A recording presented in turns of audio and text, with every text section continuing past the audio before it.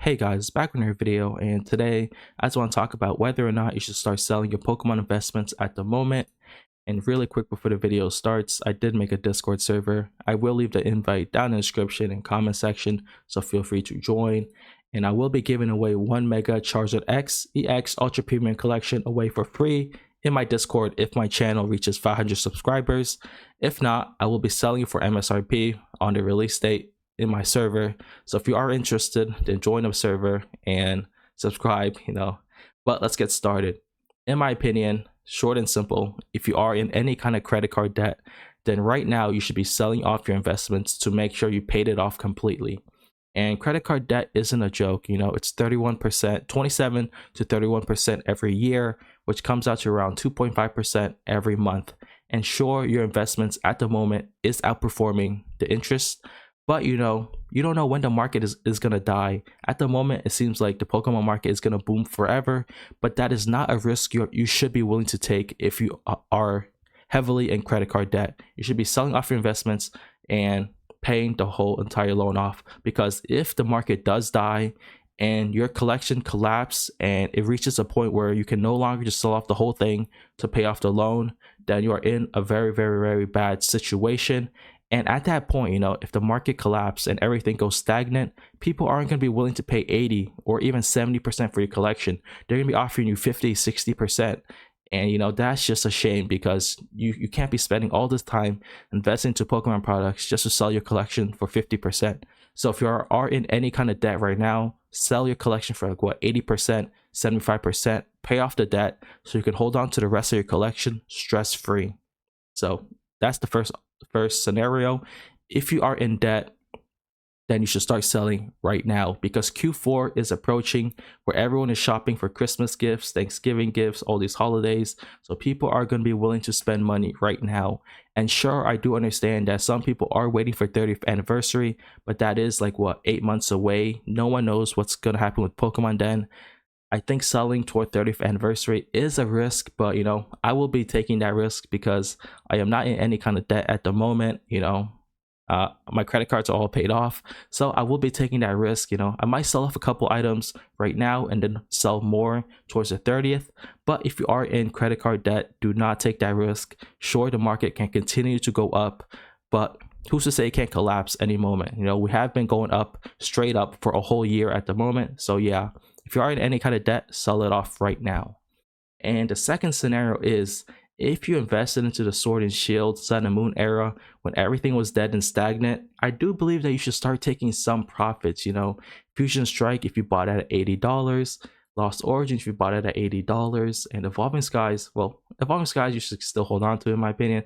But all these other sets, Crown Zenith, if you bought it at $20 in ETB, like $80 or $100 a booster box. If you bought anything super cheap, I do believe you should start taking some profits, because at one point the gains will diminish, because sure, can Fusion Strike reach 2,000 to 3,000? How much higher can it go right now? It's not going to go much higher right now, because it jumped from $80 to $1,000 within the last 1.5 years. How much higher can it really go right now? So in my personal opinion, I do think if you have multiples of each product besides Evolving Skies, you should sell it off at the moment, collect your gains, because once again, no one knows what can happen with the Pokemon market. Sure, over the last 30 years, it has just gone up, but who's to say that Pokemon can't pull a magic move and just destroy the market? You never know. So if you are investing into the market, if you're not a collector, you should always be taking gains. So yeah, if you bought anything in the Sword and Shield era for super cheap, you should be selling it right now, collect some gains, and reinvest into some other stuff. And third scenario is, if you own a bunch of collection boxes from Sun and Moon era and the Sword and Shield era that are up 200, 300, 400%, in my opinion, you should be selling those off, because you should consolidate your investment portfolio into just booster bundles, booster boxes, cases, ETBs, and Pokemon Sun ETBs.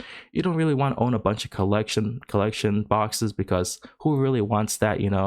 It takes up a bunch of room. And even for 151 Blooming Waters, I don't really like holding on to it, but I am holding it because it is a fantastic product. But 151 Blooming Waters will be the first product I sell when I start selling 151. So yeah, third scenario, if you have a lot of these collection boxes, start selling them off and consolidate them into better investments like booster boxes. And the fourth scenario is if you're tired of holding a product, right now is the best time to start selling it. We are in the biggest bull market we've ever seen. You know, Rudy from Alpha Investments, he's been doing this for what, 2 decades or a whole decade. He has never seen a bull market as strong as this for Pokemon and stuff like what, Shining Fates, Vivid Voltage, Champions Path, Darkness Ablaze, Battle Styles. If you've been holding these products for like what, 2 to 3 years, and you're just tired of holding a product, just liquidate them right now, because this market is so strong. Everyone will buy these trash sets. Champions Path, if you bought it like what, 4 years ago at $100 and now it's at $150, just start selling it right now. You know, if you don't really want to hold on to these trash sets anymore, well, they might not be trash, but just start selling it right now and start putting your money into Evolving Skies, Brilliant Stars, any good set, you know, Paldea Evolve, Paldea Fates, just naming a few sets. So if you don't really want to hold on to some products right now is the best time to sell.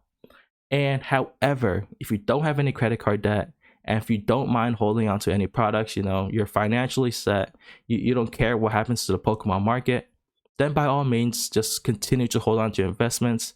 And in the next 5 years, your investment should go up at what, another 100% or 200%.